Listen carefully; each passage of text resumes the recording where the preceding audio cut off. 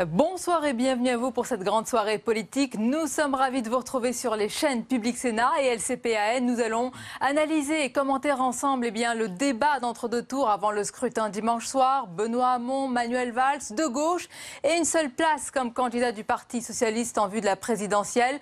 Le tout dans une campagne rythmée par de nombreuses surprises et polémiques. À mes côtés ce soir pour en parler, Ludovic Faux, bonsoir. Bonsoir. Journaliste et éditorialiste politique à LCPAN. Et je vous présente nos premiers invités pour cette édition spéciale.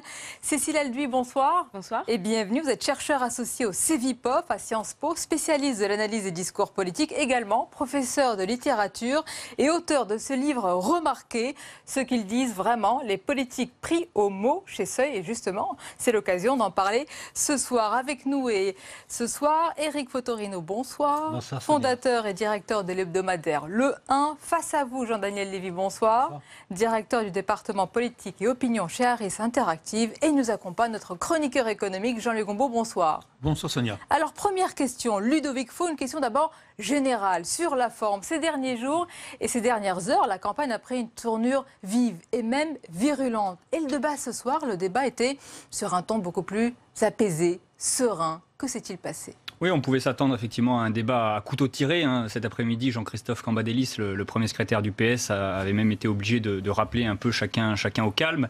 Ce qui s'est passé, c'est qu'on avait deux candidats finalement dans deux rôles très différents. On avait Benoît Hamon qui, lui, n'a rien à perdre et tout à gagner, qui a une dynamique et donc qui pouvait être à ce débat assez serein. Et puis de l'autre côté, on avait Manuel Valls qui, lui, au contraire, a un peu tout à perdre puisqu'il joue un qui tout double maintenant dans ce débat d'entre-deux tours. Manuel Valls, il n'a pas voulu finalement, un peu à l'inverse de ce qu'on avait pu penser ces derniers jours, il n'a pas voulu apparaître trop offensif, peut-être au risque de paraître justement agressif. Et donc, il a peut-être retenu un petit peu ses coups, Manuel Valls, pendant toute une partie du débat, même s'il y a eu des échanges. Et donc, effectivement, on a eu pour l'essentiel un débat plutôt maîtrisé et plutôt serein entre les deux candidats.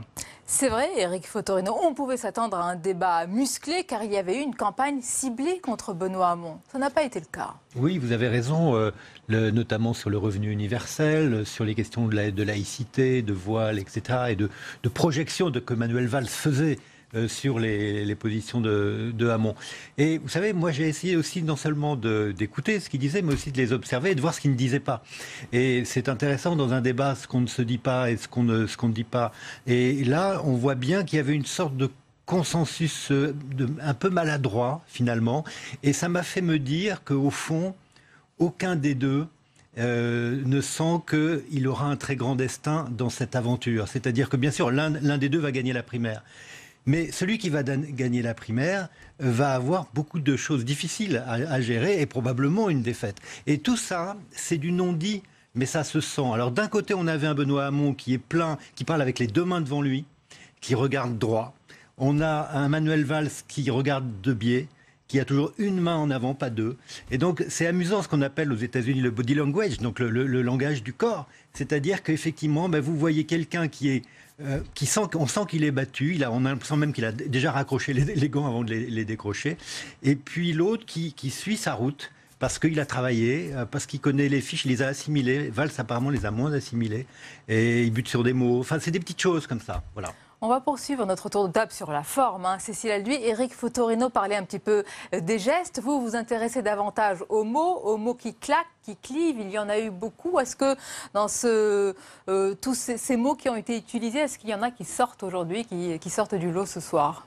Alors moi, ce qui m'a frappé, c'est le contraste avec les discours de sortie du premier soir de la primaire, où là, Manuel Valls avait justement eu un discours à la fois agressif et utilisant des mots qui sont plutôt connotés positivement à droite, par exemple l'autorité, la sécurité, et avait un ton très martial, très combatif. Là, effectivement, ils ont raccroché les gants de boxe, et ce que a bien voulu faire Manuel Valls pour rectifier le tir, c'est répéter le mot de gauche.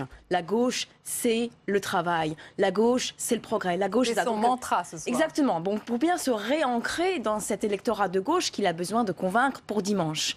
Donc, il y a une sorte de réajustement pour se resituer à gauche, et ça a supposé qu'il qu'il mette un petit peu, qu'il adoucisse son ton et qu'il mette de côté tout ce vocabulaire sur l'autorité de l'État, sur les règles, la discipline, l'effort, qu'il avait mis en avant un petit peu à contre-emploi dimanche soir. Même question, Jean-Daniel Lévy, sur la forme avant tout.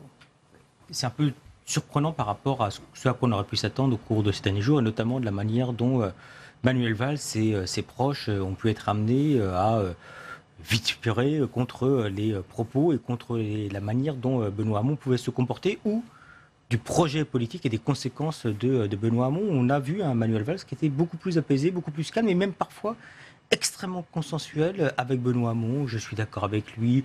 Au final, nous ne sommes pas profondément en désaccord. On peut se rassembler, comme tu l'as dit, Benoît. Enfin, voilà, donc c'est des mots qui étaient des mots extrêmement dans le rassemblement et qui effectivement étaient un peu à contre-emploi par rapport au début de la campagne de Manuel Valls, et puis discours. Par rapport effectivement à son discours au soir du premier tour, voire même dans ses premières interventions télévisuelles et radio, et qui ont émaillé la journée notamment de lundi et un peu de mardi. Donc il y a une vraie évolution de la part de Manuel Valls, et probablement également autour de l'idée, effectivement, il faut que j'arrive à ramener à moi des électeurs de gauche qui ne se sont pas déplacés dans le cadre du premier tour, pour pouvoir donner à voir que cette personnalité est peut-être plus rassembleuse que ce qu'elle laissait entrevoir à travers son prise de position politique. Mais c'est contradictoire, oui. Oui, allez-y. Il y a juste uniquement, sur 100 électeurs qui se sont déplacés dimanche dernier, il y en a uniquement 37 qui se déclaraient proches du Parti socialiste.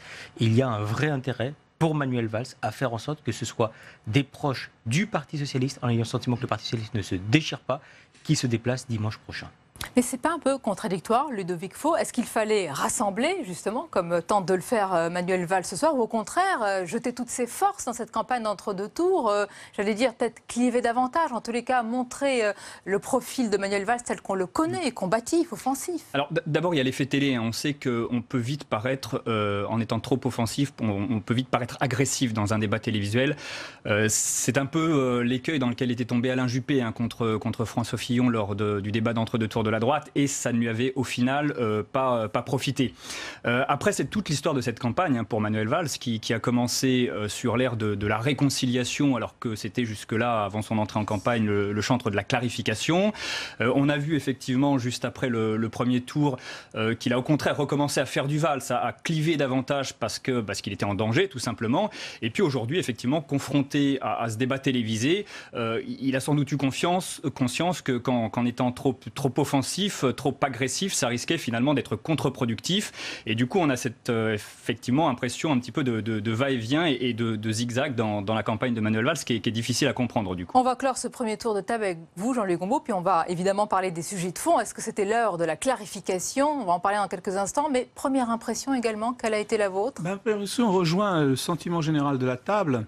Et alors, je pense que M. Hamon a quand même tiré la conclusion de cela, c'est que j'ai peu de chances de gagner la finale, bien entendu, tout comme M. Valls. Et ce qui lui a permis, en fait, d'apparaître beaucoup plus imaginatif. En fait, quand on écoutait M. Valls, c'était du déjà entendu, quand même. La crédibilité, le budget, tout. Quelque chose. Or, évidemment, ça, c'est quelque chose qui peut convaincre un certain nombre de personnes, mais on peut répondre, oui, mais enfin, ça n'a pas très bien marché, cette crédibilité. Alors, Hamon, lui, fonce et dit, oui, alors au lieu de dire, la gauche c'est ceci, la gauche c'est cela, lui, il dit, la société de demain, ce sera ça. On va vers ça. Donc, il était beaucoup plus projeté, en fait, dans l'avenir, alors que Valls est toujours dans la crédibilité du moment. Et alors, évidemment, le problème, c'est que quand vous êtes dans la crédibilité du moment, vous êtes sur la banalité, quand même. Mais lui, M. Hamon, lui, en projetant sur l'avenir, construire l'avenir, il est sur l'incrédulité. C'est-à-dire, oui, d'accord, c'est ce qu'il dit, mais tout ça n'a rien de sûr. Donc les deux tactiques, les deux stratégies n'étaient pas payantes automatiquement. Mais quand même, on avait l'impression d'entendre un langage neuf chez Hamon, alors qu'on avait l'impression d'entendre quelque chose, un déjà entendu, chez Emmanuel Valls. Je vais vous laisser réagir dans quelques instants, Ludovic Faux. Et pour rejoindre ce que vous dites, Jean-Louis Gombault, on va écouter justement un échange entre Benoît Hamon et Emmanuel Valls sur une gauche de la vérité, telle que veut l'incarner Emmanuel Valls, et une gauche un peu plus rêveuse. Certains diront utopiste, mais en tous les cas qui donne peut-être plus d'espoir, celle de Benoît Hamon. Moi, je partage les rêves, je partage les projets, je me projette bien sûr dans l'avenir. On peut se retrouver sur bien des domaines, mais il y a aussi là une crédibilité. Tout ce que propose Benoît Hamon, sans augmentation des impôts, n'est tout simplement pas possible. Et il est là le problème. Il faut en finir avec ce thème du rêve, parce que moi je veux bien qu'on dise il y a ceux qui vendent du rêve et puis ceux qui vendent des choses très sérieuses. La réalité de la dernière année, Manuel, c'est que la même année, quand tu baissais le tarif des heures supplémentaires ou t'encourageais la baisse du tarif des heures supplémentaires, ton gouvernement a décidé d'une mesure qui a coûté de l'argent aux finances publiques. La défiscalisation des actions gratuites. 500 millions d'euros. Les rêves que vous avez financés sont ceux de ceux qui avaient déjà beaucoup. Ludovic, qu'est-ce qu'il faut penser de cet échange, de ces deux gauches? Est-ce qu'elles sont réellement telles qu'on les a décrites, vraiment cette gauche telle qu'on la voit, un peu rêveuse, et puis l'autre plus pragmatique, bien ancrée dans le réel? Il y a en tout cas Manuel Valls, qui lui a été Premier ministre de François Hollande pendant 2 ans et demi et qui donc d'une certaine façon fait figure de sortant. Alors c'est la gauche social-démocrate réaliste, ce qu'on appelle parfois aussi la gauche gestionnaire. Et puis il y a Benoît Hamon qui lui est sorti du gouvernement il y a 2 ans et qui du coup a eu le temps d'imaginer un projet d'une gauche de transformation de la société, alors avec une part d'utopie sans doute, mais qui parle peut-être plus aujourd'hui au cœur des électeurs de gauche. Et pour rejoindre ce que disait Jean-Louis tout à l'heure, on a 2 candidats qui sont dans 2 situations assez différentes. C'est vrai que Manuel Valls a beaucoup répété avant d'être candidat et avant la renonciation de François Hollande qu'il était prêt. Mais la vérité, c'est qu'il a passé 2 ans et demi à Matignon et que Matignon, c'est une machine à essorer. Il y a des décisions à prendre en permanence et on n'a pas beaucoup de temps pour imaginer des choses nouvelles. Alors qu'encore une fois, Benoît Hamon, qui en plus était en décalage avec la ligne gouvernementale, lui a eu le temps d'imaginer autre chose et c'est ce qui semble aujourd'hui porter ses fruits, d'autant qu'on a un électorat de gauche qui est déçu globalement par ce quinquennat et qui donc est peut-être plus raccord avec ce que propose aujourd'hui Benoît Hamon, même si c'est pas forcément pour être appliqué dès 2017. Voilà, c'est peut-être un projet à mûrir au cours d'une cure d'opposition. Oui. Vous partagez cet argumentaire, Cécile Alduy, parce que c'est vrai, Benoît Hamon, il nous a semblé très à l'aise aujourd'hui. En tous les cas, il a affûté ses arguments, préparé vraiment son argumentaire. On va le détailler, mais vous avez ce sentiment de quelqu'un qui est prêt, en tous les cas, pour cette primaire, peut-être déjà. Tout à fait prêt pour la primaire. Et aussi, ce qu'il fait, c'est qu'il renoue avec les grands mythes de la gauche, c'est-à-dire qu'on va être la gauche du progrès social, des grandes mesures symboliques, la dénomination, le revenu universel, plutôt que le revenu de base. Universel, c'est les grandes valeurs de la France. Ça parle à l'imaginaire. Le vocabulaire qu'a utilisé Benoît Hamon, c'est la gauche des idées aussi. Il veut avoir des idées, mettre des idées sur la table, les débattre, porter un imaginaire qui fait rêver. Au tout début, il a commencé « Je veux un futur désirable ». Ce désir d'avenir qui revient un petit peu de Ségolène Royal. Donc il a décidé non seulement de promettre des choses, mais d'imaginer un futur, effectivement. Et ça, l'idée même de progrès repose sur le futur. Et c'est ce qu'avait fait François Hollande en 2012 et qu'il a complètement abandonné après. Cette idée d'une espérance. Emmanuel Valls défend un pragmatisme. Il ne faut pas décevoir, parce que la chute est d'autant plus dure après. Tout à fait. Enfin, mais là, en même temps, comme vous l'avez dit, Benoît Hamon a assez peu de chances finalement de pouvoir décevoir, puisque pour l'instant, il n'est pas très bien situé dans les sondages. Mais donc, par rapport à cette gauche des idées, il y a une gauche de gouvernement qui s'appuie sur le pragmatisme et la crédibilité. Mais effectivement, quand on est sortant, la crédibilité, elle devrait être étayée par des chiffres. Et on n'a pas beaucoup parlé du bilan ce soir. Ah, ça, on va en parler. Donc, gauche des idées versus une gauche crédible pour gouverner. C'est ce qu'en tous les cas a défendu Manuel Valls. On l'écoute précisément sur ce sujet. Si vous dites il n'y a plus de travail, si vous généralisez le revenu universel, 450 milliards d'euros, si vous dites 32 heures, c'est-à-dire la question du pouvoir d'achat qui va se poser. Si vous dites, comme tu le proposes, Benoît, l'effacement de la dette, avec qui, comment, au niveau européen, comment réagiront les autres pays? Si on dit on renonce au déficit à 3%, il y a la question de la crédibilité. Parce qu'en effet, la dépense publique est déjà élevée, nous assumons un certain nombre de dépenses parce qu'il faut protéger, soigner et enseigner, mais il y a un problème de crédibilité. Il ne s'agit pas uniquement de faire rêver. Jean-Daniel Lévy, est-ce que ce discours de Manuel Valls, carré, pragmatique, très concret, il est de nature à parler aux électeurs qui vont voter dimanche? C'est ça le plus important ce soir. Ce n'est pas de convaincre tous les Français qui ont regardé ce soir le débat, mais de convaincre ceux qui vont aller voter, mettre le bulletin dans l'urne. Le problème de Manuel Valls, ce n'est pas uniquement ce qu'il dit, mais c'est également ce qu'il est.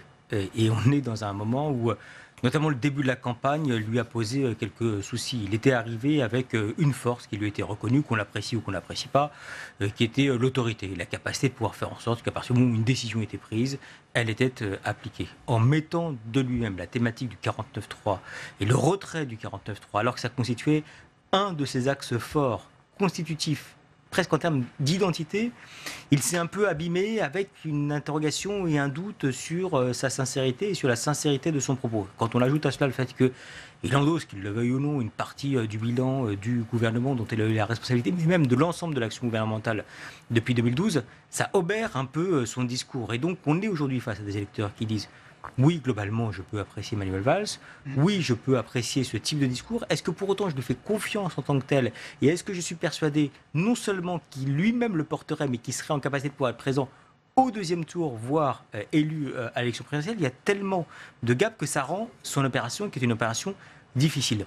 Dans cette mesure, ce qui est assez frappant, c'est que quand on voit les électeurs de Manuel Valls, ils ont du mal à pouvoir nous dire un mot, un terme, une idée centrale qui les amène à voter pour lui, si ce n'est le fait qu'il a eu l'expérience et donc qu'il sera en capacité de pouvoir gouverner. Lorsqu'on parle des électeurs qui nous parlent au contraire de Benoît Hamon, et vous nous parlez de la gauche, et vous nous parlez d'espoir, et vous nous parlez d'idées nouvelles, et puis vous nous parlez d'une thématique qu'ils n'ont pas clairement identifiée, mais qui s'appelle le revenu universel, dont ils ne voient pas forcément les tenants et les aboutissants, mais en tout cas qui apparaît comme étant un marqueur fort, en tout cas bien plus net que ceux qui sont accolés aujourd'hui à Manuel. Pourtant, Manuel Valls et Éric Fotorino, il a tenté ce soir d'appréhender, j'allais dire même de piquer quelques idées, puisqu'il s'est présenté assez étrangement comme le candidat de la feuille de paie. Là, il a vraiment paraphrasé Arnaud Montebourg. Et donc la question finalement qu'on se pose, c'est quel est son programme, outre, mis à part le bilan du quinquennat? Exactement, c'est ce que disait très bien Jean-Daniel à l'instant. C'est-à-dire que je crois qu'il y a une sorte de mission impossible pour Manuel Valls. C'est-à-dire que il a fait en sorte d'être candidat à la primaire et de faire que François Hollande ne le soit pas. Ça lui a beaucoup demandé, je pense, d'énergie et probablement d'un peu de brutalité. Et puis finalement, il a obtenu ça, d'une certaine manière. En tout cas, il a pu se présenter. Et finalement, il arrive avec un bilan quoi qu'il veuille. Et on ne peut pas, d'un claquement de doigts, être celui qui était Premier ministre depuis 2 ans et demi, avec beaucoup de décisions dures, etc. Et tout d'un coup dire, j'ai changé, je change et je suis celui qui va apporter un point. C'est pas possible. Et je crois que les gens, vous savez, dans une élection comme celle-là, il y a l'incarnation, il y a la sincérité, il y a tout ça. Il y a tellement de calculs. Et puis là, aujourd'hui, on croyait en effet qu'il allait un peu mordre.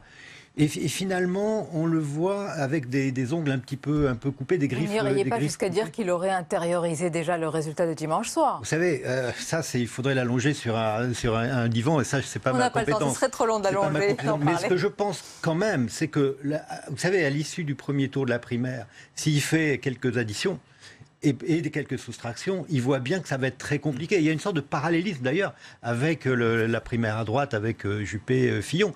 Oui, je pense quand même que quelque chose en lui a intériorisé. Donc moi, ce qui m'intéresserait, c'est de savoir ce qu'il y a dans sa tête.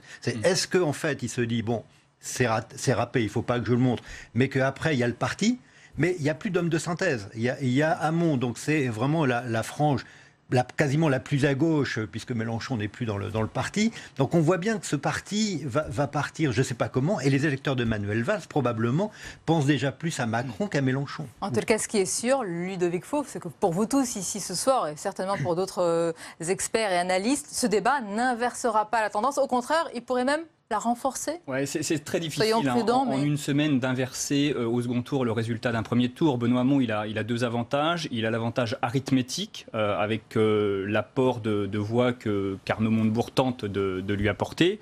Et puis surtout, il a l'avantage de la dynamique puisqu'il est arrivé en tête au premier tour. Avant le premier tour, les proches de Manuel Valls reconnaissaient qu'il risquait d'y avoir pour l'ancien Premier ministre un problème de réserve de voix. Et certains disaient d'ailleurs, si Manuel n'arrive pas en tête au premier tour, c'est fichu. Voilà, mais c'est ses proches qui parlaient. Oui, d'accord, très bien. Et donc, les proches de Manuel Valls reconnaissaient avant même le premier tour que, voilà, s'il n'arrivait pas en tête au premier tour, il aurait sans doute un problème de dynamique. Donc, est-ce qu'il a intériorisé ça? En tout cas, il sait que la partie maintenant est difficile pour lui. On va le voir, dès demain, il va repartir à l'assaut en meeting dans les médias parce que lui, il joue un peu son avenir politique à qui tout double. Autant pour Benoît Hamon, finalement, tout ça est un peu la divine surprise. Autant Manuel Valls, s'il était au départ le favori et s'il perd cette primaire, c'est tout son avenir politique qui sera compromis. On va entrer dans les détails et les propositions de fond, si vous le voulez bien. Et l'une des propositions qui a vraiment suscité des polémiques, parfois même des railleries, mais qui a imprimé le débat, c'est le revenu universel. Alors, est-ce que Benoît Hamon a été ce soir plus précis sur cette proposition, ses contours, son financement? On l'écoute et on en parle juste après. le revenu universel d'existence, le premier étage de la fusée, se concentre sur les 18-25 ans, sans condition de ressources. Combien cela coûte-t-il? 45 milliards d'euros. Considérable. Vous supprimez toute aide aux entreprises? Considérable. La même somme que le pacte de responsabilité et de compétitivité, 40 milliards mis sur la table sans aucune véritable contrepartie en termes d'emploi. 70 000 emplois par le CICE sauvegardés ou créés, ce qui est, vous le reconnaîtrez, assez modeste par rapport à ce qu'on a mis sur la table. Donc, c'est la première étape. Je le finance comment? Parce que c'est un transfert de richesse. Ça ne coûte pas 1 euro aux caisses de l'État. L'analyse de Jean-Luc Gombault sur cette proposition et les détails apportés ce soir par Benoît Hamon. L'analyse universelle. Non, le problème, c'est qu'effectivement, il n'est plus sur le revenu universel puisqu'il se limite pour la première année et après, on ne sait pas, pour les 18-25 ans, et il dit ça fait 45 milliards, 40 milliards, après il dit, bon, et je ne fais que enlever les baisses de charges que vous avez accordées aux entreprises et je le mets sur le revenu universel. Donc là, c'est un soutien simplement aux 18-25 ans. On n'est plus véritablement dans la problématique du revenu universel, quoique il le maintient sur l'ensemble du quinquennat. Mais après la deuxième année, on ne sait pas très bien ce qu'on va faire. Cela dit, même les 45 milliards, à supposer, si on le retire, on augmente les entreprises, moi j'aurais été à la place de M. Valls, je dirais oui, alors qu'est-ce qui se passe dans les entreprises exactement une fois que vous faites ça et qu'est-ce qui se passe sur l'emploi? Vous allez confirmer que le travail va baisser. Donc c'est quand même un véritable problème. Et alors ce qui m'a paru intéressant, c'est quand il a dit répéter, de toute façon ça ne coûte pas un sou globalement dans mon équilibre général, mais je ne retiens plus le problème du déficit à 3%. C'est-à-dire qu'en fin de compte, donc, il y a quand même un problème, puisque en réalité, il a l'air de dire que le déficit augmentera, alors que sa proposition, dit-il, ne coûtera pas un sou. Donc il y a encore un flou. Donc il y a quand même quelque chose d'un petit peu vague là-dedans. Cela dit, je voudrais quand même signaler, parce que ça a été donné à l'antenne, et curieusement, M. Hamon n'y a pas répondu, quand il dit... Tu proposes l'annulation de la dette. Il n'a jamais proposé l'annulation de la dette. Il a proposé simplement que toutes les dettes contractées par certains États vis-à-vis d'autres États depuis 2008 soient annulées. Donc ça ne concerne pas du tout la France, qui ne s'est pas endettée auprès d'un quelconque État de l'Union européenne. Donc là, il y avait une attaque un petit peu pernicieuse de la part de M. Valls. Et curieusement, Hamon n'a même pas dit, mais non, c'est pas du tout ça mon programme. Ce qui est frappant, en tous les cas, Cécile Alduy, c'est que cette proposition, quoi qu'on en pense, qu'on la juge irréaliste, utopiste, etc., elle a marqué le débat. Et on a l'impression que Benoît Hamon, en arrivant avec une proposition forte, qui parle à la jeunesse, qui parle à la gauche, eh bien, il a réussi, j'allais dire, entre guillemets, vraiment son coup et sa campagne. Il a préempté le débat, c'est clair. Même le soir du premier tour, Manuel Valls a passé 5 minutes à commenter le revenu universel. Donc il n'a pas réussi à maîtriser le cadre du débat, Manuel Valls. Il a été toujours sur le territoire de son adversaire. Et ça, c'est une stratégie gagnante pour la personne qui réussit à définir de quoi on va parler. Notamment, Manuel Valls, il avait une stratégie, c'est d'être sur le régalien. Et c'est vrai qu'il est très très fort sur le régalien, il connaît tout par cœur. Et il a une crédibilité très forte là-dessus. Mais Benoît Hamon, il a réussi à déplacer le curseur vers le social et l'écologique. Et là, sur l'écologie, Manuel Valls... il a des bons sentiments, on va dire. Mais on ne peut pas dire qu'il travaillait autant le projet. Il ne cessait de dire qu'il était d'accord. Exactement, il n'avait rien à proposer. Il n'avait rien de nouveau à proposer, si ce n'est vanter la COP 21 et dire qu'il était d'accord pour que l'écologie soit au cœur d'un programme de gauche. C'est votre sentiment, Jean-Daniel Lévy? On avait l'impression que Manuel Valls était souvent en contre. Il réagissait au programme de Benoît Hamon, lui qui a été Premier ministre, lui qui a été élu, lui qui a quand même une carrière structurée. Oui, absolument. Et puis il y avait même un aspect sur lequel on voit qu'il y a une zone de tension qui existe au sein de la gauche, et le rapport à la laïcité. On a vu que c'était une thématique qui avait été créée, remise en avant notamment par Manuel Valls au cours de ces 2-3 derniers jours. On s'attendait à ce que Manuel Valls le pose de manière extrêmement nette, extrêmement claire sur quel rapport on a à la laïcité, quel rapport on peut avoir à l'égard du voile, quel rapport on peut avoir à l'égard, d'une manière générale, même d'un certain nombre d'organisations ou sur la place des femmes dans la société. Et ça n'a pas été l'angle d'attaque massif de la part de Manuel Valls. Il en a un peu parlé, mais en tout cas, il n'a pas parvenu à faire en sorte que ça devienne un vrai enjeu de clivage et de déstabilisation. Et on a vu que la gauche peut vraiment se déchirer sur ce type de débat. Et puis le deuxième aspect que je trouve assez frappant, c'est que quand même ce thème a été imposé dans le débat par Benoît Hamon, celui du revenu universel, on peut voir que ça ne suscite pas l'engouement de la part des Français. Et il y a cette forme de paradoxe qui fait que quand on teste différentes mesures, on voit que celle qui est aujourd'hui la moins appréciée, même de la part des sympathisants de gauche, voire même des sympathisants socialistes, le revenu universel arrive comme étant une des moins structurantes ou des moins appréciées. Donc il y a, une idée nouvelle, 2, une idée dont les Français, même à gauche, doutent de la capacité de la primaire. Heureusement, arrive à mettre en place. Et puis, troisième aspect, même une petite interrogation avec une partie de l'électorat de gauche, notamment issu des catégories populaires, qui dit il n'y a pas, et ça ne serait pas juste, que soient quasiment autant valorisés ceux qui sont dans une position de non-activité professionnelle par rapport à nous qui avons une activité professionnelle et qui nous souffrons dans le cadre de cette activité professionnelle. Je vais vous laisser réagir tout de suite. Et cette proposition du revenu universel, elle a montré aussi qu'il y avait, on l'a souvent dit d'ailleurs, et on l'a souvent lu dans les derniers éditos ces jours-ci, qu'il y a 2 visions du travail et de la société, celle de Benoît Hamon et de Manuel Valls. On écoute Manuel Valls sur ce sujet pour qui la gauche, c'est d'abord et avant tout le travail. Moi, je crois qu'il faut faire très attention au message qui consisterait, le message qu'on enverrait à la société, qui consisterait à dire demain, on va travailler moins. Demain, il y aura moins de travail. Demain, nous allons y revenir, on va distribuer à chacun la même somme, ce qu'on appelle, ou ce que Benoît appelle, le revenu universel. C'est un message de découragement, et pardon du mot, il est fort, d'abdication par rapport au changement et aux mutations. La gauche, c'est le rapport au travail, c'est le rapport à l'industrie, c'est le rapport à la production, à la création de richesses. Donc nous devons accompagner ce mouvement.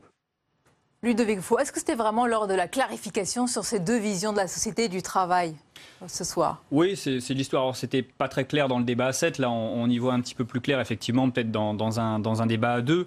Il y a très clairement deux visions, de conceptions différentes de la société, de l'économie. Benoît Hamon qui considère, à l'inverse de Manuel Valls, que la croissance, finalement, est en train de devenir un mythe et que courir après une croissance à 2-3%, d'abord, ça n'existera plus, selon lui.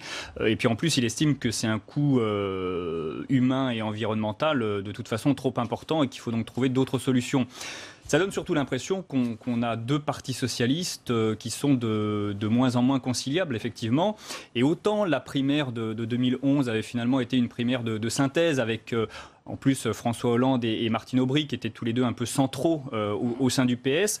Il y avait la dynamique de la victoire attendue contre Nicolas Sarkozy. Voilà, et finalement, donc, la primaire elle-même avait permis de créer un élan et cette synthèse. Autant, cette fois-ci, on a plutôt l'impression, effectivement, que ce sera peut-être une primaire de clarification. On verra ce qui se passe dimanche soir. Hein. Et puis, à terme, peut-être même une primaire de désintégration pour le Parti socialiste. Parce que, d'un côté comme de l'autre, du côté des partisans de Benoît Hamon comme du côté des partisans de Manuel Valls, on sent bien que tout le monde n'est pas prêt au rassemblement, quel que soit le vainqueur. C'est la vraie question, Éric Fotorino. On s'est souvent demandé si ce parti ne ressemblait plus, finalement, n'était plus que l'ombre de lui-même. Certains le comparent au parti travailliste britannique de Corbyn, qui a un discours très marqué à gauche, mais qui ne ressemble plus à grand-chose, qui n'est plus une gauche de gouvernement aujourd'hui. Non, c'est justement, je disais tout à l'heure qu'il manquait effectivement cette synthèse qui aurait pu justement rassembler toutes les forces au sein de la gauche, et on les a plus. Mais je voudrais quand même d'un mot aussi réagir sur le revenu universel, parce que pourquoi, alors qu'en effet, c'est pas quelque chose qui fédère les Français, pourquoi Benoît Hamon perce avec ça? C'est parce qu'il y a dans ou l'inconscient ou l'imaginaire l'idée qu'on doit séparer d'une certaine manière le travail et le revenu. C'est-à-dire qu'effectivement, le travail, on ne sait pas combien il y en aura. L'histoire des robots, enfin, on mélange un peu tout. Mais combien il y en aura? Et donc, est-ce que finalement, pour être la dignité d'un citoyen, ce sera de toucher un revenu du travail, ou est-ce que ce sera de toucher un autre revenu? Et moi, ce qui m'a étonné dans le débat tout à l'heure, c'est que Manuel Valls, qui avait dit c'est ouvrir un droit à la paresse, en gros, il n'a pas du tout été sur ce registre ce soir. Et il avait là aussi limé ses dents et ses ongles, parce que finalement, moi, j'attendais qu'à un moment, ils disent mais tu es complètement irréaliste, puisqu'il se tutoie. Et c'était pas ça du tout. Or, je pense quand même qu'il y a dans ce revenu universel, qui est aussi une idée à droite, il faut bien savoir que non seulement ça divise à gauche, mais ça existe. NKM l'avait mis en avant à droite. Donc c'est une idée complexe. Et mon voisin le sait très bien, il connaît bien tout ça. C'est que, en effet, il y a l'idée du revenu, il y a l'idée de la grande pauvreté. Il y a l'idée du solde de tout compte. Est-ce que si on fait ça, c'est le solde de tout compte, comme disait Milton Friedman, ou est-ce que, comme disait Tobin, au contraire, non, il y aura toujours de l'éducatif, du logement, etc. Donc on voit bien que c'est une idée compliquée, mais qu'en même temps, elle a probablement de l'avenir, à condition de savoir un peu l'apprivoiser. Et Benoît Hamon en a fait un élément de singularité sur lequel Manuel Valls n'arrive pas à se positionner. Une idée à laquelle vous avez consacré votre hebdomadaire, un revenu universel Quesaco. Oui. Et je me permets de souligner cette tribune, ce débat pour ou contre, discussion historique et économique entre un certain Jean-Luc Gombault et puis Gaspard Koenig. Jean-Luc Gombault, alors, pour découvrir votre argumentaire, il faut donc acheter et lire le 1. Mais ce soir, qu'est-ce que vous avez pensé sur ces deux visions de la société du travail? J'ai trouvé intéressant parce que Valls dit la gauche, c'est le travail. Et ça dépend. Le Front populaire, c'est quand même la semaine de congés payés, c'est les 39 heures. Alors c'est vrai, Karl Marx, c'est lui qui invente la valeur travail. C'est quand même une des grandes innovations de Karl Marx. Et par contre, son Jean de la fac fait le droit à la paresse. Donc il y a les deux dans la gauche, alternativement. Et c'est vrai qu'il y a des moments où c'est plus le travail, et il y a des moments où c'est plus le loisir. Et donc, en fin de compte, ce que veut dire Valls, c'est que la gauche, aujourd'hui, ça doit être le travail. Et ça ne peut pas être le revenu universel. Et donc, il y a un débat qui traverse la gauche depuis le 19e siècle. On a toujours trouvé ce débat, soit le travail, Maurice Thorez, il faut retrousser ses manches.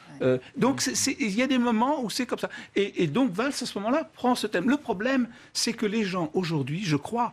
Alors, même si je suis tout à fait d'accord avec ce que disait notre ami Lévy, mais le problème, c'est que les gens veulent entendre autre chose.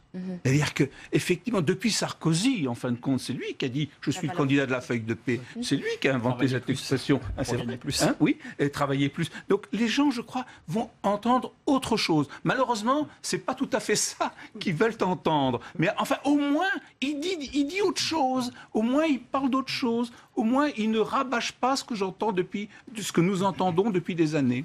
Ouais, ce qui était intéressant, c'est que dans ce débat, chacun a défini ce que c'était que le mot travail. Et c'était passionnant. Parce que le travail, c'est aussi un vocabulaire de droite. Travail, famille, patrie. C'est aussi Nicolas Sarkozy en 2007, la valeur travail. Donc, ce qui m'a vraiment intéressé, c'est qu'il y a... en fait, le François Hollande, candidat 2012, qui parlait à travers Benoît Hamon, moi j'avais regardé qu'est-ce qu'il dit du travail en 2012, et c'était le partage entre revenu du travail et revenu du capital, et c'est ce dont a parlé Benoît Hamon, les conditions de travail, et aussi le fait qu'il y a aussi la fête, il y a aussi le temps personnel, la réduction du temps de travail. Et le François Hollande, président, de quoi il a parlé quand il a parlé du travail? Il a parlé de baisse des charges, réduction du coût du travail, compétitivité, investissement, et c'est exactement le vocabulaire qu'a employé Manuel Valls. Donc on a vraiment les deux gauches que François Hollande lui-même incarne en tant que d'abord candidat puis président, qui se sont retrouvés sur le plateau avec des divergences fondamentales sur ce que c'est que le travail. Vous parlez de cette composante de rêve et d'espoir dans le discours et les propos de Benoît Hamon. Ludovic Four, on a vu depuis quelques mois qu'il y a une envie, une volonté de changement, de faire partir certains responsables politiques. On a beaucoup vu cette année, de mettre une croix même sur l'avenir politique de certains responsables. Il faut tenir compte de cette envie de changement. Elle pourra s'exprimer dimanche. Ça peut être, on va être prudent, mais ça peut être cette volonté du changement et d'écouter un discours d'espoir, un coup de balai, peut-être un responsable comme Manuel Valls. Oui, parce que ce qu'on voit finalement avec cette histoire de revenu universel dont on disait tout à l'heure que finalement les Français n'y adhèrent pas forcément, et en même temps c'est Benoît Hamon qui est en tête de cette primaire, c'est que finalement les gens, y compris ceux qui vont voter à la primaire, considèrent que de toute façon 2017 c'est plus le tour du Parti Socialiste. Et donc finalement on vote pour une mesure qui peut paraître on se fait plaisir, éventuellement... On se fait un petit peu plaisir, il y a peut-être un petit peu de ça. Et puis surtout, effectivement, sur le thème sortez les sortants, ce que Manuel Valls n'a pas suffisamment mesuré, et dans cette primaire, celui qui était finalement qui incarnait le plus le quinquennat et qui était le plus le sortant, finalement, c'était lui, en tant que Premier ministre. Ce qu'il n'a peut-être pas mesuré, c'est qu'au-delà de l'échec, réel ou supposé, de François Hollande, les électeurs considèrent que finalement ce quinquennat c'est un gâchis collectif et que donc il n'est pas question de redonner sa chance à un candidat du Parti Socialiste pour cette fois-ci. Et donc effectivement, y compris au sein de la gauche, on regarde plutôt vers Jean-Luc Mélenchon si on est pour une gauche plutôt à la gauche du PS, plutôt vers Emmanuel Macron si on est pour une gauche ou un centre-gauche qui serait plutôt à la droite du Parti Socialiste. Et ce qu'un certain nombre de responsables du PS n'ont peut-être pas mesuré suffisamment, c'est ça, c'est la dimension collective que les gens collent sur ce quinquennat. On ne va pas dire, Éric Fotorino, que c'était un combat perdu d'avance. Il n'y en a pas en politique et les responsables politiques croient toujours dans les campagnes qu'ils effectuent. Mais c'est vrai que le chemin est dur pour Manuel Valls. Oui, et puis ce que dit Ludovic Faux est vraiment juste dans le sens où je pense qu'il y a une erreur de jugement de Manuel Valls et probablement une grande déception à l'arrivée. C'est que je ne crois pas sérieusement qu'il pouvait penser devenir président de la République. Parce qu'en effet, c'est plutôt le tour d'eux, il y aura une alternance probablement. On verra quel type d'alternance. Si jamais c'est Macron, c'est une alternance encore nouvelle. Mais en revanche, je pense qu'il espérait préempter le parti qu'il recomposerait. Et là, il voit quoi arriver? Il voit surgir un Benoît Hamon qui va probablement gagner la primaire. Et du coup, lui se trouve effectivement avec à la fois ceux qui étaient les valsistes qui iraient vers Macron, et puis ce parti, alors avec Montebourg, avec Mélenchon qui est dehors, mais c'est une gauche, on a l'impression que la gauche qui est faible veut redevenir la gauche un peu mythologique qu'elle a pu être avant. Mais il faut des hommes pour ça, et ça on en revient toujours à ça. Il y a eu Mitterrand en 71, mais il n'y a pas toujours un Mitterrand. Regardez, Michel Rocard, Jospin se sont un peu cassés les dents sur tout ça. Donc c'est vrai que quel va être l'homme, entre guillemets, providentiel du Parti Socialiste, s'il s'appelle encore Parti Socialiste après, eh bien c'est pas Manuel Valls, tel que ça apparaît aujourd'hui. On va conclure sur ce point, peut-être Jean-Daniel Lévy. Effectivement, le Parti Socialiste, gros point d'interrogation. On ne va pas dire que c'est le grand cadavre à la renverse, c'est tout ce qu'on a, dit. Tout ce qu'on a dit. Chronique d'une mort annoncée. On a tous nos titres, souvent d'articles, mais c'est une vraie question qui se pose et qui va structurer la gauche française. Qui a structuré, et qui aujourd'hui face effectivement à une difficulté. Ce qui est assez frappant, et c'est un peu ce que disait Ludovic tout à l'heure, c'est que nous, quand on pose la question primaire, on a souvent la réponse Macron et Mélenchon. Et donc on a des citoyens qui sont à gauche ou au centre-gauche et qui vont regarder non seulement ce qui se passe dans le cadre de la primaire, mais qui vont également regarder ce qui se passe du côté de Jean-Luc Mélenchon et ce qui se passe du côté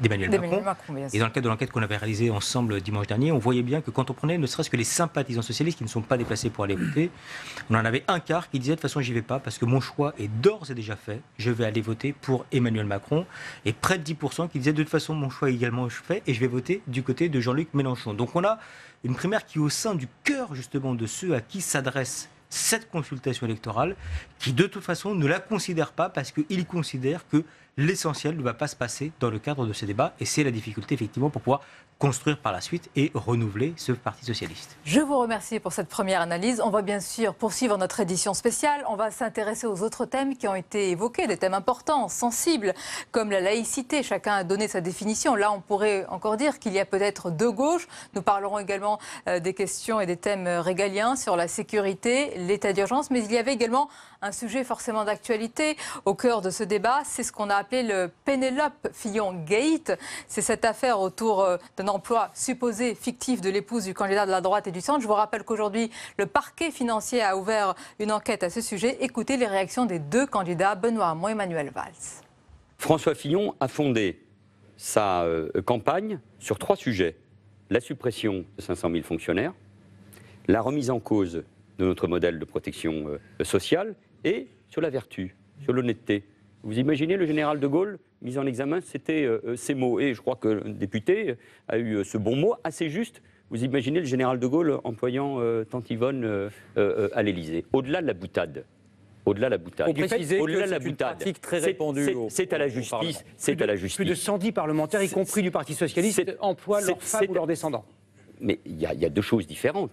Là, vous me faites rentrer dans ce débat, c'est à la justice d'éclaircir. Mais... On travaille ou on ne travaille pas. Il est là le débat. Il ne porte pas uniquement sur le principe, il porte sur la nature de l'emploi. Et encore une fois, c'est à la justice de faire la transparence. Si clairement, désormais, le doute existe sur la possibilité qu'on puisse favoriser un emploi fictif, après la justice fera son travail. Moi, je ne sais rien de cette affaire en dehors des informations que j'ai lues. Mais en tout cas, la conséquence que j'en tire, c'est qu'il faut qu'à l'Assemblée nationale, comme au Sénat, on interdise la possibilité d'employer un cousin, un enfant ou un conjoint.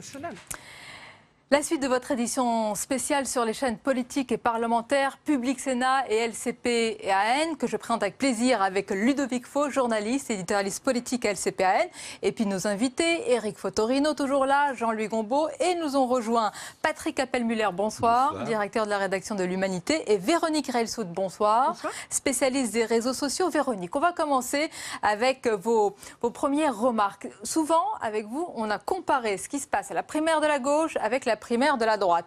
Par rapport au débat d'entre-deux tours entre ces deux primaires, est-ce qu'il y a toujours un déséquilibre? Beaucoup plus de messages pour le débat d'entre-deux tours de la primaire de la droite par rapport à la gauche. Ça fait suspense, incroyable, on ne sait pas. Bon. On sait, hein. On a une petite idée. Après, le sujet, c'est de savoir combien. Eh bien, près de 100 000 messages de moins, puisqu'on a eu, pour la primaire de la droite sur le même débat, donc Juppé-Fillon, 243 830 messages, exactement, entre 21h et 23h. Et surtout, ce qui est intéressant, c'est le nombre de personnes qui ont émis ces messages. Et il y avait près de 50 000 personnes qui avaient émis leur opinion, donc ça veut dire très large public. Ce soir, 139 224 messages et 34 000 personnes. Donc on est loin, on est très loin d'un intérêt massif. Et en plus, quand on regarde qui s'est exprimé ce soir, ce sont beaucoup de militants, énormément de militants, et beaucoup de militants du côté de M. Valls. Est-ce que vous pourriez nous dire quel a été le tweet le plus repris, celui dont on a le plus parlé ce soir? Alors c'est un tweet de vos amis, admirateur en tout cas, parce que c'est quelqu'un qui vous a retweeté ce soir et qui vous a cité. Et c'est Edward Snowden qui s'est invité dans le débat ce soir, qui parle visiblement très bien français et qui a été repris plus de 2000 fois. Formidable. Alors, bravo pour lui, surtout. Ouais. Et non, mais je parlais d'un autre tweet, Véronique Reilsout, pas du mien. Je parlais pas du de vôtre, la... mais vous non, mais vous avez raison de le citer, de la citation de Manuel Valls, qui a défini sa laïcité par rapport à celle de Caroline Forest et Elisabeth Badinter. En fait, ça, c'est le message qui a été le plus repris, mais c'est pas forcément ce tweet-là, c'est le moment le plus commenté durant l'émission. C'est intéressant de regarder, en fait, les moments forts pendant l'émission. Donc, on vous a fait une timeline avec VisiBrain pour regarder exactement quand. Et vous avez 5 temps fort. Le premier temps fort devant tous les autres, c'est de loin quand Manuel Valls effectivement dit ma laïcité, c'est celle de Forest et Badinter. Donc voilà, ça a été très très commenté, très repris. Après, il y avait d'autres temps forts. Le premier, c'est lorsque Manuel Valls parle de la feuille de paye, de la feuille d'impôt. Ça a beaucoup fait réagir. Ensuite, quand Hamon dit on négocie avec les banquiers, pas avec la nature, cette phrase, elle a pris. C'est une formule qui prend bien et qui prend bien sur le web, ça claque bien. Ensuite, on a Valls veut rester sur l'état d'urgence. Là, ça a aussi été beaucoup commenté. Et enfin, Hamon qui a taclé M. Valls en disant respecter les règles. C'est déjà commencé par respecter ce pourquoi on a été élu. Ça a bien plu, évidemment. Le sens de la formule sur Twitter, ça a un sens. Alors, on va poursuivre notre édition et parler plus précisément des sujets comme la laïcité, l'état d'urgence, la défense. Mais d'abord, Patrick Capelmuller, je vais vous poser la question que j'ai posée tout à l'heure à tous nos amis experts ici présents. Qu'est-ce que vous avez pensé plus généralement de ce débat? Écoutez, l'impression, c'est qu'il ne changera pas la tendance impulsée par le premier tour. La dynamique est du côté de Benoît Hamon. Je trouvais que Manuel Valls était... j'allais dire très piétinant sur le passé passif du quinquennat. Il n'avait que ça comme programme, au fond. Essayer de vendre ce qui avait été réalisé, pas beaucoup de propositions nouvelles. Il est évident que, par exemple, se présenter comme le candidat de la feuille de paye sans proposer de hausse de salaire, en ayant derrière lui un blocage du SMIC, le blocage du point d'indice des fonctionnaires, tout ça, ça rend les choses très difficiles. Et puis, il s'est lui-même enfermé, d'ailleurs, dans une longue séquence de discussion de la proposition du revenu universel, qu'il mettait en totale dépendance de ce qui était le programme de Benoît Hamon et sur lequel il a été assez peu efficace. Bon, j'ai trouvé que la première partie du débat était assez dynamique sur les questions économiques et que ça s'était un peu effiloché. C'est devenu un peu pâteux sur les autres sujets. Vous avez beaucoup de réactions sur les réseaux sociaux et à l'instant, Poli qui vous demande, Patrick Capelmuller, est-ce que selon vous, c'est Benoît Hamon qui a été meilleur parce qu'il a davantage préparé ce moment ou est-ce que c'est Manuel Valls qui a, et ça peut arriver, connu un moment de flottement dans cette campagne, même d'absence parfois?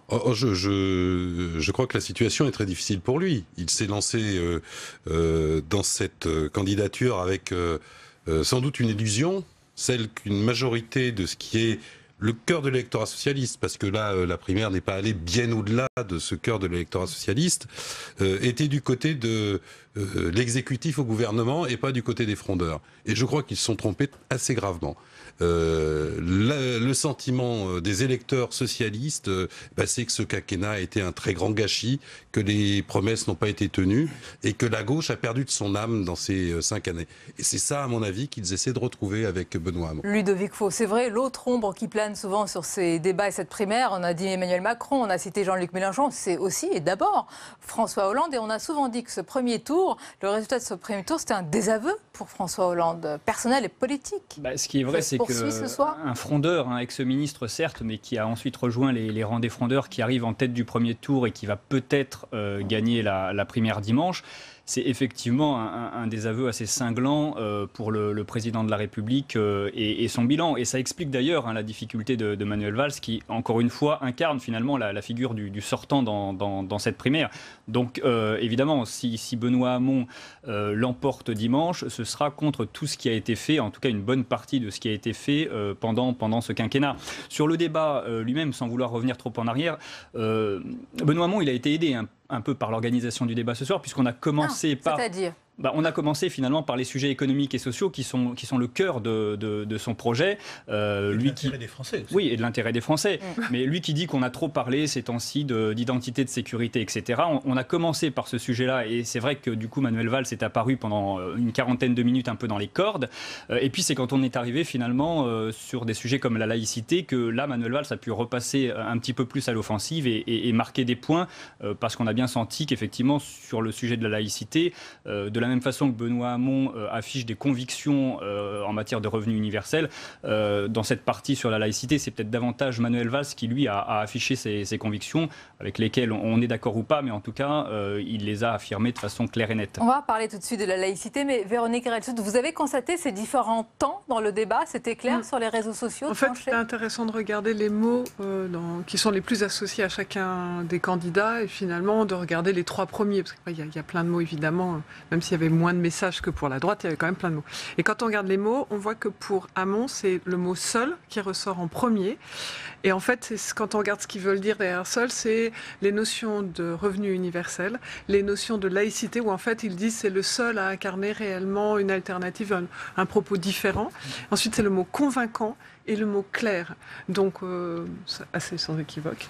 Et ensuite, pour Manuel Valls, c'est le mot compromis. Et en fait, étonnamment, on se dit mais pourquoi Manuel Valls. Ouais. Et en fait, quand on regarde, là, ça nous surprend. Et ce qu'il y a derrière compromis, c'est qu'en fait, il a fait plusieurs fois ce compliment à Monsieur Hamon en lui disant oui, ce sont ces compromis. Et en fait, en voulant le contourner, il s'est tiré une balle dans le pied, puisque finalement, c'était amusant. Je pense qu'il voulait contourner le sujet. Les internautes, eux, ont retenu ça. Et puis après, c'était le mot cohérent et le mot mauvais. Sachant que cohérent aussi, c'était quand il a dit oui, Hamon est cohérent, au moins ses propositions sont cohérentes. C'est vrai qu'il l'a dit plusieurs fois. Donc en fait, à chaque fois en voulant partir sur des mots qui étaient censés coincer Benoît Hamon, il a fait en sorte qu'on parlait encore en bien de Benoît Hamon quand on parlait de lui et qu'on l'associait. Oui, c'est intéressant ce que vous dites, enfin, ce que vous relatez, parce que c'est le mot compromis. Parce que quelle est la stratégie depuis sa plus tendre adolescence à M.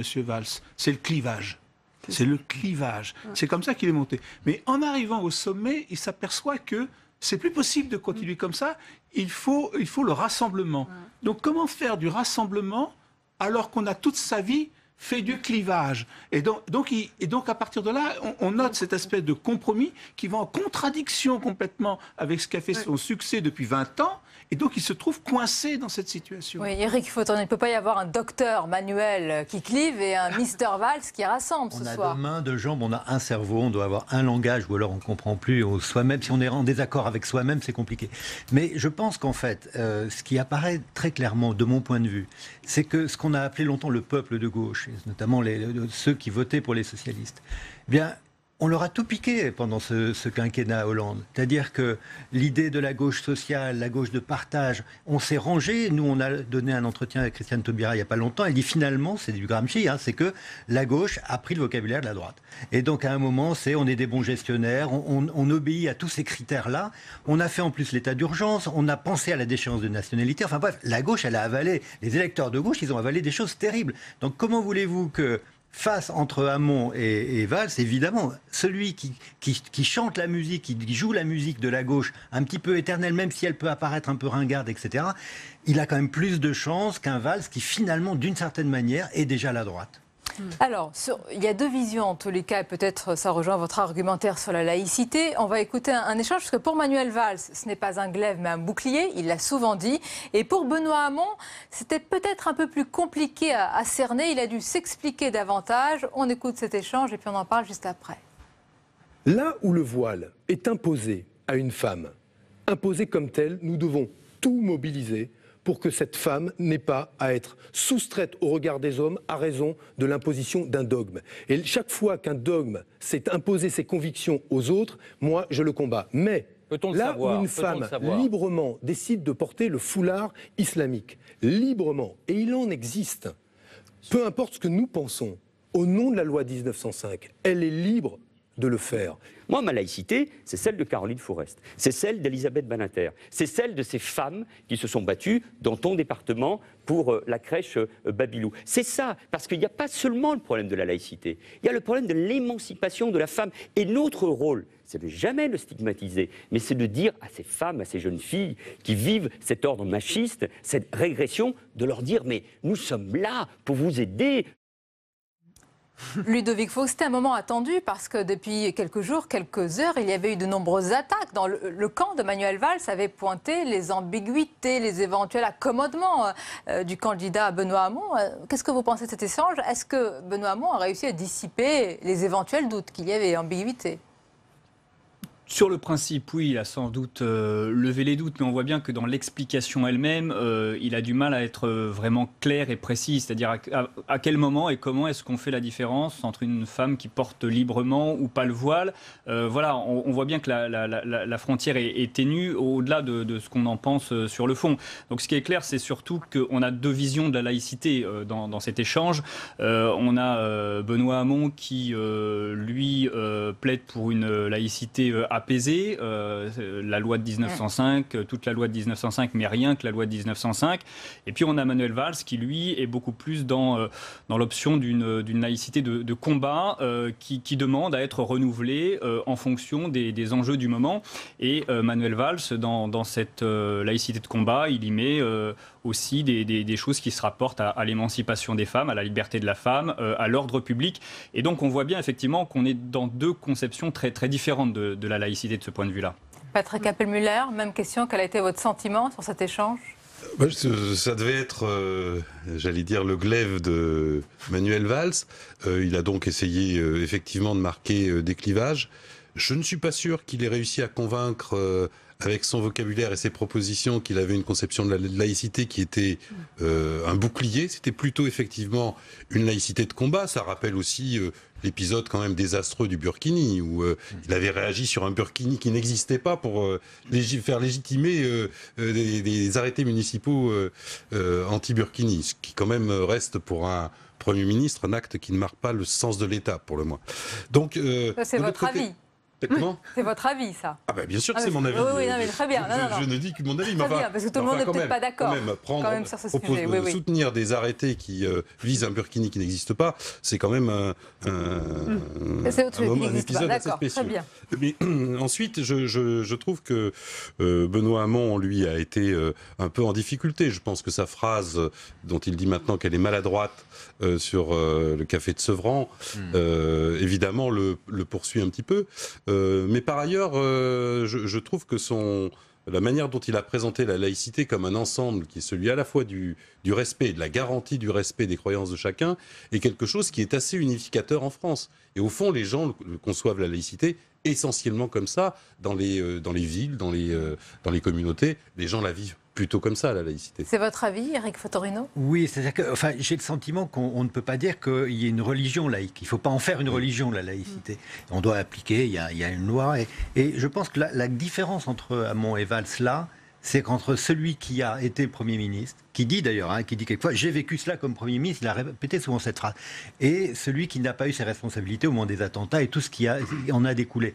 Donc je pense que Valls a essayé là de valoriser d'une certaine manière l'homme d'expérience. Là-dessus, c'est mon domaine. Et ce qui est d'ailleurs un peu... Il est, hein. Mais pour moi, qui est un peu pathétique, je vais vous dire pourquoi.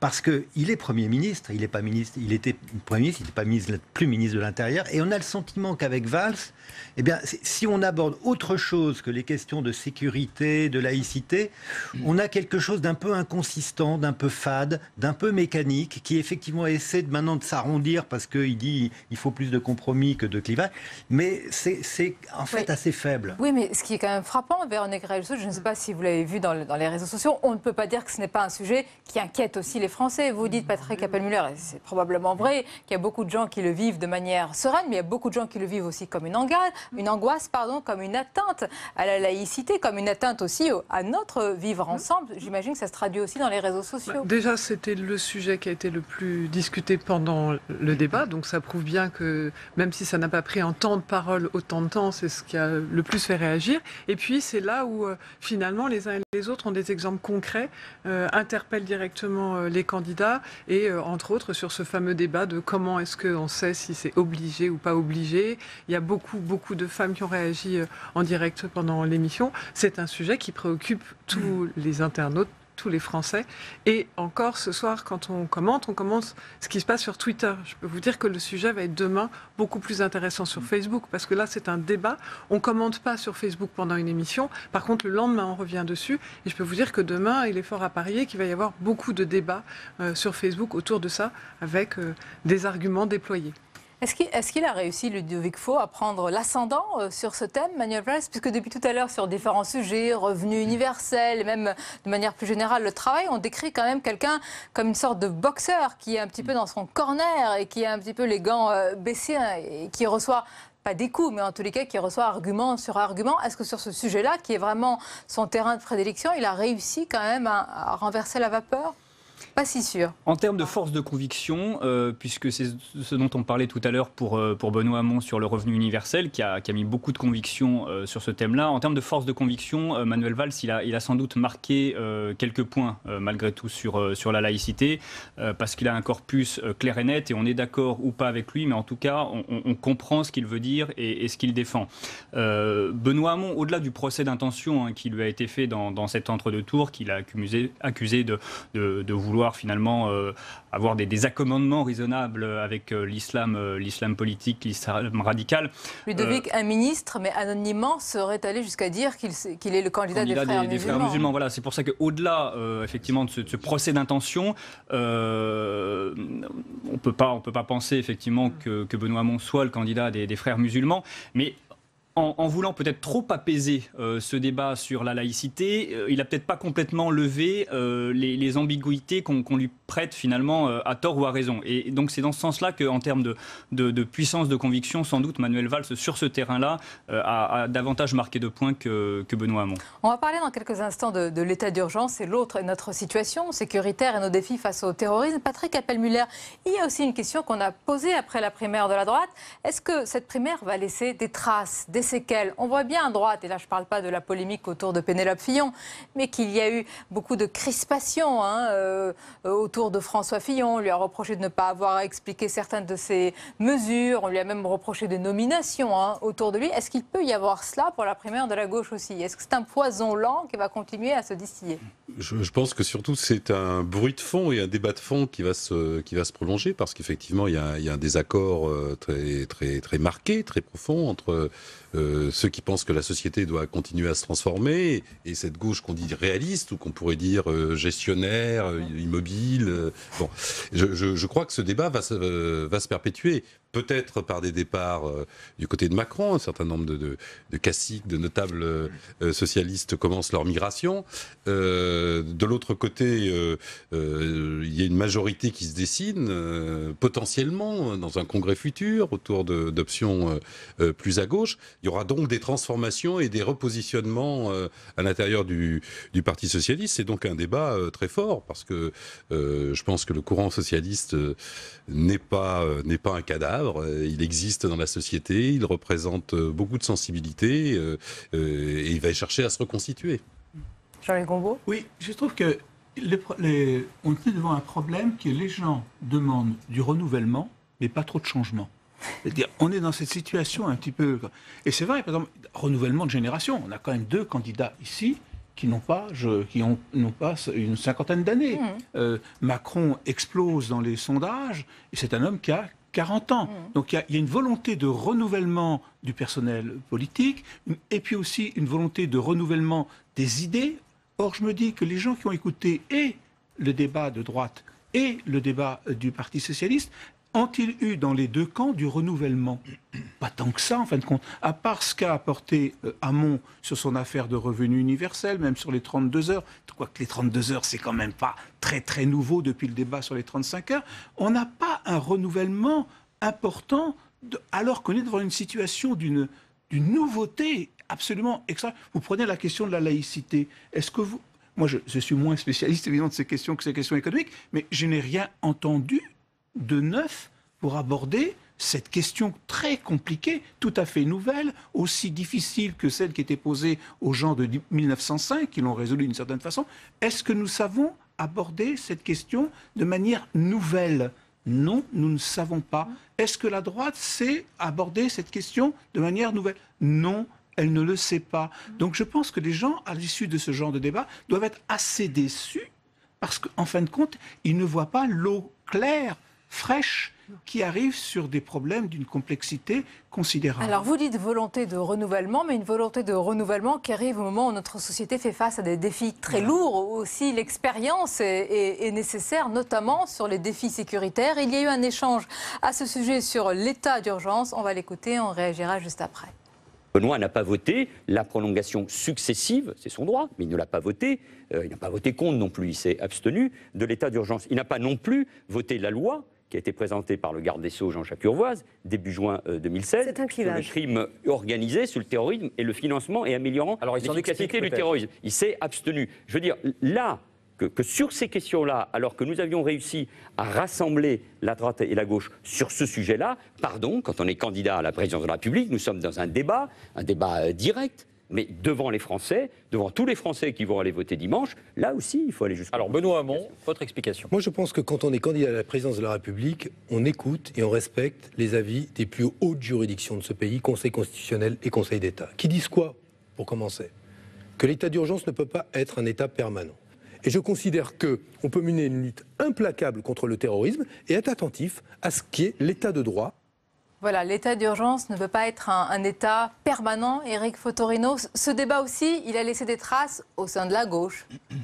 Bien sûr, et il va en laisser longtemps, parce qu'effectivement, la gauche, et Benoît Hamon essaie d'incarner, j'allais dire, cette gauche traditionnelle aussi, la gauche des libertés. Bien sûr qu'on est dans une situation exceptionnelle avec les attentats terroristes depuis 2015, mais malgré tout, on entend bien qui préférerait quand même une France plus ouverte. Et c'est aussi le débat qu'il a, les discussions qu'il a sur l'immigration, même si on ne fait pas le lien mécaniquement, mais on sait bien que certains le font sur l'autre bout de l'échiquier. Donc, et Valls, là encore, joue la responsabilité. J'ai été Premier ministre, il y a eu ça, donc on doit absolument être dans le réel. Et je pense que c'est, en fait, cette question de l'état d'urgence, elle rejoint à un moment donné un morceau du débat quand il parle de rêve, d'illusion et de crédibilité. C'est-à-dire que, vous savez, Valls, c'est toujours Jaurès et Clémenceau. Il l'a cité à un moment donné rapidement, mais il est toujours là-dessus. La gauche a toujours l'impression qu'elle se salit quand elle gouverne, mais elle doit y aller. Et elle doit se salir les mains. Bien sûr qu'on salit toujours un peu l'idéal quand on gouverne, mais c'est les réalités. Donc, les palais d'illusion, comme disait Jaurès, Clémenceau disait, moi je conduis des cathédrales, pierre après pierre, elles sont solides, elles sont dures, le vent ne va pas les renverser. Et donc là, l'histoire de l'état d'urgence, c'est de dire, ben oui, je mets des pierres qui ne vous font pas plaisir, mais c'est ces pierres qui vont nous protéger. Voilà, on a passé en revue différents sujets abordés ce soir lors de ce débat d'entre-deux tours. Véronique Reissoult, est-ce qu'on peut avoir un panorama sur ce qui s'est passé, la position avant le débat de l'engagement sur Facebook? En fait, vous savez qu'il y a des grands débats en ce moment sur est-ce qu'on peut prédire grâce aux réseaux sociaux et tout. Non, on ne peut pas prédire. On va tout de suite couper ce sujet. Pas d'algorithme prédictif. Par contre, il y a une chose qui est très révélatrice quand on avait regardé pour le Brexit, pour Trump, pour Fillon, enfin voilà. L'engagement sur Facebook est toujours un très bon indicateur. Donc, on s'est dit, on va regarder sur ces 7 derniers jours, que s'est-il passé sur Facebook pour les 2 candidats. Et quand on regarde, on voit que nettement, très nettement, Benoît Hamon a l'avantage. C'est-à-dire qu'il a moins de fans, beaucoup moins de fans que Manuel Valls, mais il en a gagné beaucoup cette semaine. Les plus 17,78%, c'est le pourcentage de fans qu'il a gagné cette semaine. Et l'autre donnée qui est intéressante, c'est le PEP. Ça veut dire quoi, PEP? C'est le nombre de personnes qui en parlent. Et il fait parler. Et on parle beaucoup de lui sur Facebook. Donc là encore, c'est très fort. Et le taux, en fait, c'est, on va dire, l'évolution de l'interaction. Et donc l'évolution de l'interaction, encore cette semaine, elle a été au profit de Benoît Hamon. Donc on se dit, avant que ça commence, on a donc effectivement Benoît Hamon qui part plutôt... D'où la dernière question, Ludovic Faux. Alors sans maintenant le suspense, en tous les cas on ne peut pas trop s'avancer, heureusement sur le scrutin de dimanche, mais semble-t-il ce débat n'inversera pas la tendance. En tous les cas, il n'est pas ce soir, ce n'est pas la conclusion. Non, sans faire de pronostics, on n'en fait plus sur le scrutin de dimanche. Effectivement, on peut considérer qu'il y a une forme de match nul, c'est-à-dire que Benoît Hamon l'a plutôt emporté sur son point fort, l'économique et le social. Manuel Valls l'a peut-être emporté sur son point fort à lui, la laïcité, l'identité, la sécurité.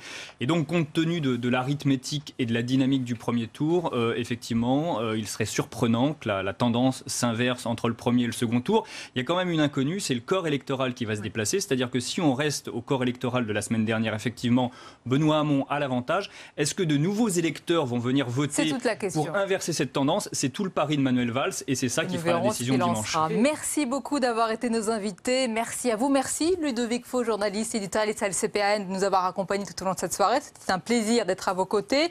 Et si vous avez manqué ce débat d'entre-deux tours, eh bien, vous pouvez tout de suite le suivre sur nos antennes Public Sénat et LCPAN. C'est maintenant.